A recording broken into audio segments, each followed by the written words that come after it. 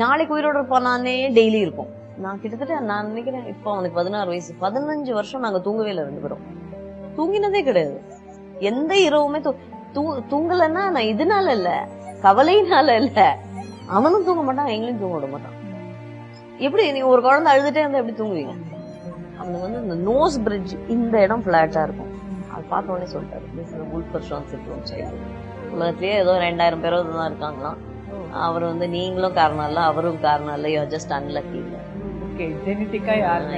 யாருனாலையும் இல்ல, அது குரோமோசோமல் ப்ராப்ளம். அந்த XY குரோமோசோம்ல ஹெட் கட்ட தெரியறதுக்குள்ள இதெல்லாம் ஆயிடுச்சுன்னு வச்சுக்கோங்க. எல்லா கோவிலுக்கும் போயாச்சு, எல்லாம் யாரு தாயத்து கொடுத்தாலும் வாங்கி கட்டியாச்சு, யாரு திருநீர் கொடுத்தாலும் வச்சாச்சு, யாரு குங்குமம் கொடுத்தாலும் வச்சாச்சு.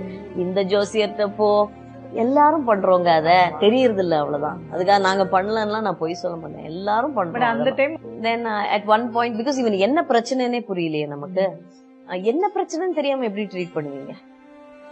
He has a very rare problem. It's called Wolff-Hirschhorn syndrome.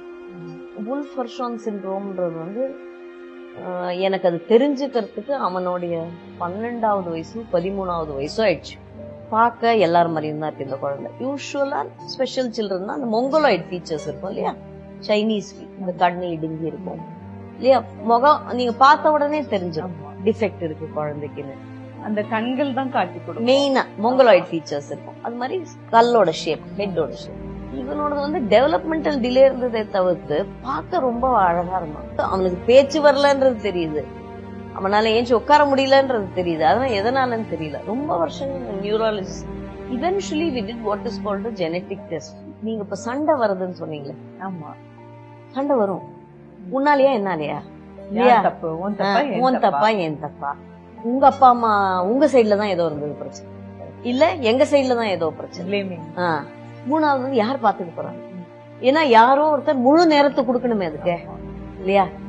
உங்களுக்கு வந்து 6 மாச குழந்தை, 1 வயசு குழந்தைய வந்து யார்கிட்ட விட்டு போவீங்க? மெயினா வருது வந்து உங்க வீட்டுல யாருக்கோ இருந்திருக்கு, நீங்க சொல்லாம கல்யாணம் பண்ணி. சோ அதனால அந்த ஜெனடிக் டெஸ்ட் யாருமே பண்றது இல்ல, ஏன்னா அது காட்டி கொடுத்துரும் யாரோட பிரச்சனை காட்டி கொடுத்துரும். டெஸ்ட் இருக்கு வந்தாச்சு, ஓகே. சோ அது காட்டி கொடுத்துரும். I consciously stopped. இப்போ ட்ரிகர் நமக்கு தெரியுது இல்ல, எங்க சண்டை வரதுக்கான காரணம் எது, உனக்கு கோவம் வரும், எது எனக்கு கோவம் வரும். எனக்கு தெரியும்ல, ஒரு புருஷனுக்கு எது கோவம் வருது, பொண்டாட்டிக்கு எது கோவம் வருது, 2 பேருக்கும் தெரியும். தெரிஞ்சுதான் சண்டை போடுறாங்க. ஆமா, கத்தலாம், மேக்சிமம் கத்திப்போ, போனை விட்டு எறியது, விட்டு எரிஞ்சுட்டு போ, உன் போன் தான் உடையுது. டிவியில அப்படி கை, அவரதும் ஜிம் பாடியாச்சு, அப்படி கொண்டு போய் டிவியில கையில பண்ணிட்டு போ அப்படின்னு விட்டுட்டேன். So one person has to withdraw. யாரோ ஒருத்தர் ஸ்ட்ராங்கா இருக்கணும் அந்த விஷயத்துல. நான் இந்த குழந்தைக்காகவே சொல்லல, ஜென்ரலா சொல்றேன். யாரோ ஒருத்தர் வந்து சைலண்ட் ஆயிட்டா சண்டை எப்படிங்க?